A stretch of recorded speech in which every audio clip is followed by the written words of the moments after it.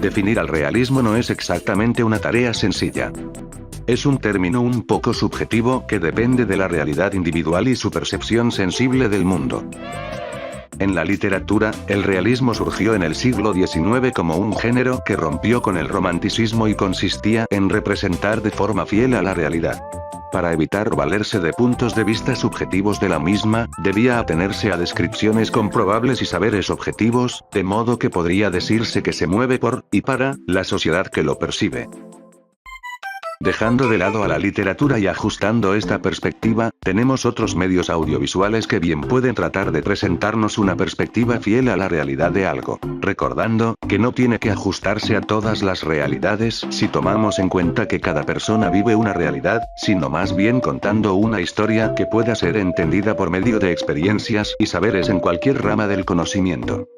Es así que he llegado a Omori como una obra bastante realista, un videojuego que, inesperadamente para la tesis de este video, es de horror.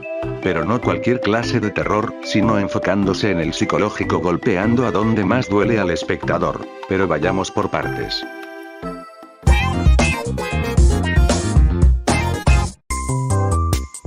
Hay varios factores.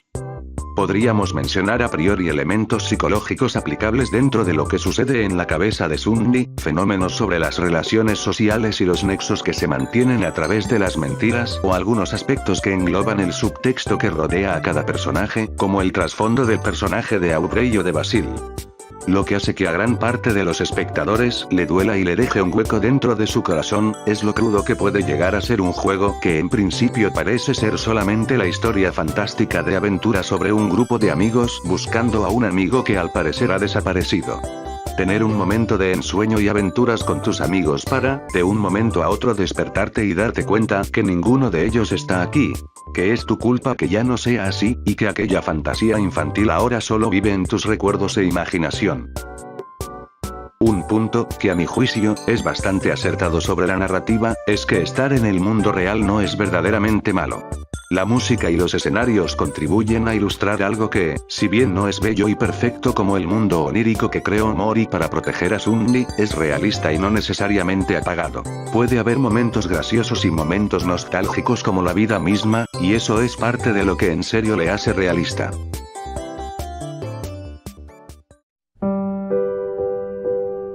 Nosotros, como espectadores y como jugadores, muchas veces buscamos desaparecer por un momento de lo dolorosa que es la vida. Muchas veces, y quizá me estoy proyectando demasiado, tratamos de buscar una forma de consuelo sobre cosas que nos distraigan de lo cruda que puede llegar a ser nuestra realidad. Esta búsqueda de consuelo y refugio nos lleva a jugar videojuegos, consumir obras audiovisuales como series fantásticas y animadas, escuchar la música que te hace sentir en un lugar más cómodo y feliz, o sencillamente gastar una gran cantidad de tiempo en las redes sociales, consumiendo memes para alegrar un poco nuestra vida. Pero, ¿qué pasa cuando al buscar esta clase de consuelo, encontramos a alguien haciendo esto mismo a otro nivel? Cuando jugué por primera vez a Omori, descubrí un mundo demasiado bonito y perfecto. Un lugar de confort donde tus amigos realmente se preocupaban por las adversidades que te rodeaban. Tu miedo a estar solo era compensado por la presencia de aquel, quien en un juego de escondidas decidía ponerse a tu lado para ayudarte a encontrar a los demás, o tu miedo a las alturas era compensado por tus amigos, quienes te apoyaban incondicionalmente a superar aquel obstáculo. Cuando jugué Omori por primera vez, también me di cuenta que nada de eso podría ser real. Es difícil explicar cómo es que luego de unos minutos al jugar, me di cuenta que todo era demasiado perfecto. Incluso si se trataba de un juego de fantasía, todo se sentía demasiado irreal y hermoso para ser cierto. El realismo no es necesariamente malo, y en el caso de Omori, nos enseña que para contar una buena historia, podemos experimentar con diversos elementos de ficción sin perder el giro de lo que realmente interesa para la narrativa. De hecho diría que es incluso necesario para el desarrollo de ciertas historias, y si bien es cierto que muchas se alejan totalmente de nuestra percepción realista del mundo, hay otras que añaden elementos de realismo para parte de la construcción del mundo en que se originan nuestros protagonistas. Sin embargo, Omori lleva el realismo a otro nivel, y no por eso deja de ser una historia interesante y original. Es muchísimo más que un simple juego que habla de la depresión como aseveran muchas personas, es un juego que habla de una vivencia que sencillamente podría ser verdad y sus consecuencias en un mundo bien construido. En un mundo sensible. Precisamente alguien podría argumentar que no tiene nada de realista pelear contra un tiburón jefe de negocios y sus guardaespaldas cocodrilos, por poner un ejemplo, pero no hay que olvidarse que todo lo que ocurre en el Headspace es sencillamente un sueño lúcido desde la percepción de un niño. El resultado de un trastorno de ensoñación excesiva como refugio del mundo real. Si ponemos la suficiente atención, podremos notar que gran parte de los elementos dentro de la mente de Sunny, o el Headspace como se le conoce dentro del juego, tienen su origen y reflejo en el mundo real. Para el caso del señor Hounsweet previsto en el ejemplo anterior, un juego de ordenador de cartas y apuestas. En síntesis, todo lo que ocurre dentro de la mente de Omori es producto de recuerdos, imaginación y abstracción. Un proceso mental donde se realiza una conmixtura del subconsciente de Sunny para crear un mundo fantástico.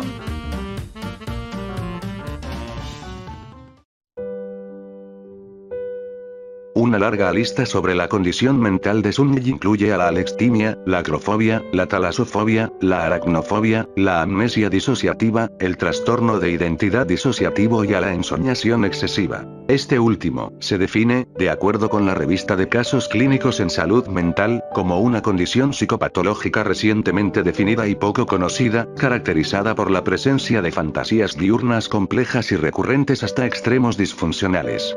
Y aclaro, soñar despierto es algo bastante común, diría que todos al menos una vez lo hemos hecho y no tiene nada de raro. Sin embargo, el problema viene cuando estas fantasías llegan a un extremo patológico peligroso y dañino para la salud de quien lo padece. Sunny es un personaje realmente interesante, pues gran parte del gameplay del juego ocurre dentro de su propia mente.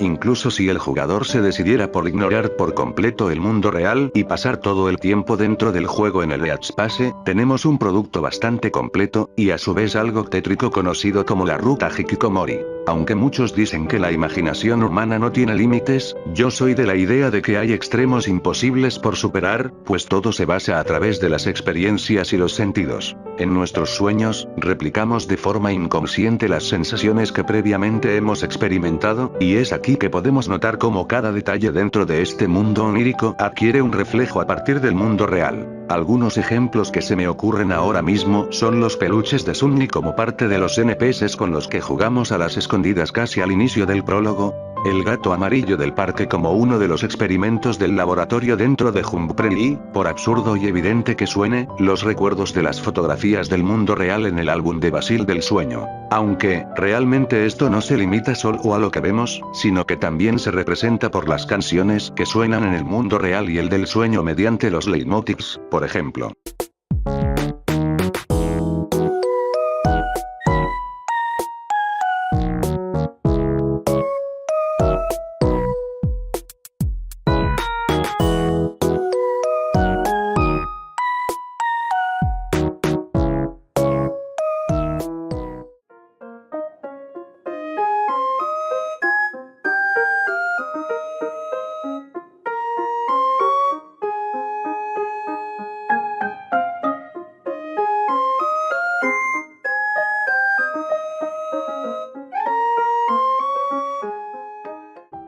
Pondría muchísimos más, pero este video no está enfocado en los leitmotiv, por lo cual les dejaré uno completo al respecto.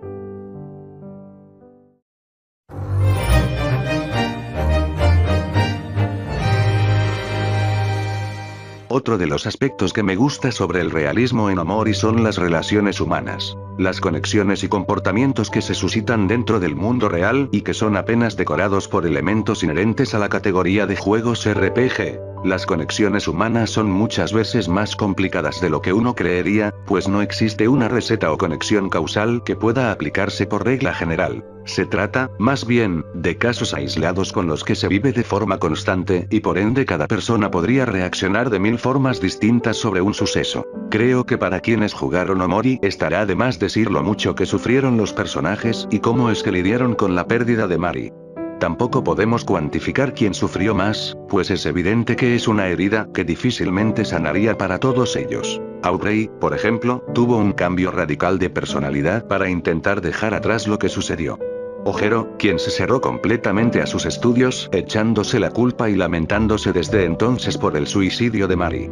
Lo cierto es que era solo un grupo de amigos con mucha mala suerte, y que a pesar de todo dentro de ellos querían volver a como todo era antes. Dentro de la lucha interna en la mente de Sunny con su alter ego, Omori logra perdonarse por fin al recordar las palabras de sus amigos. Pero si ponemos la suficiente atención, podríamos asumir que aquello que le dijeron a Sunny no solo era para él, sino también para ellos mismos, quienes encontraron perdón y consuelo cuando después de todo, pudieron superar lo que pasó. Como ejemplo que ilustra lo anterior, Audrey menciona que quería encontrar la paz y sentirse bien consigo misma al asistir a la iglesia. Y al final le dice a Sunny que espera que algún día pueda encontrar la paz y felicidad. Estoy consciente de que Omori no es una obra perfecta, y probablemente esté lejos de serla después de las expectativas que pretendía cumplir. Hay muchos aspectos que puedo criticar, pero si hablamos de realismo, le considero como una de las mejores obras al manejar este aspecto. Sabe cómo darle seguimiento a sus personajes y, a través de ello, plasmar una serie de historias, ideas, y sentimientos. No te sientes encerrado únicamente por la vida del protagonista, sino que logras sentir empatía por los otros. Al final del día, Omori es una historia que muestra una etapa difícil en la vida de cualquier persona, de la niñez a la adolescencia, aprender a crecer, y aprender a soltar. La manera de afrontar un duelo y lo cruel que puede llegar a golpear la vida sin más. Omori se trata de aprender a vivir, aprender a soñar, aprender a ser libre y aprender a perdonar. Hay que aprender a jugar y aprender a crecer, esa es la lección más valiosa dentro de todo. Y sé que sonará exagerado, pero al menos para mí, Omori cambió mi manera de ver las cosas y de apreciar la vida. Apreciar a las personas más cercanas a mi vida y superar el dolor que deja la ausencia de otras.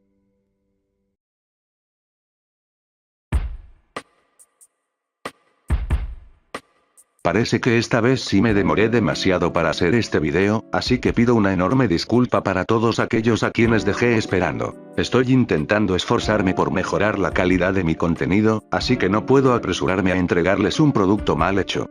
Pero si quieren mantener la comunicación conmigo, siempre pueden seguirme en mi Twitter para que estén al tanto de mis vídeos. Ah, y ya por último, quiero mandarle un saludo al Sonic Fachero, quien quería hacer colaboración conmigo desde hace varios vídeos, pero a quien realmente no le encontré lugar en el guión de esto. Si ves esto, un abrazo. Sin nada más que agregar, nos vemos.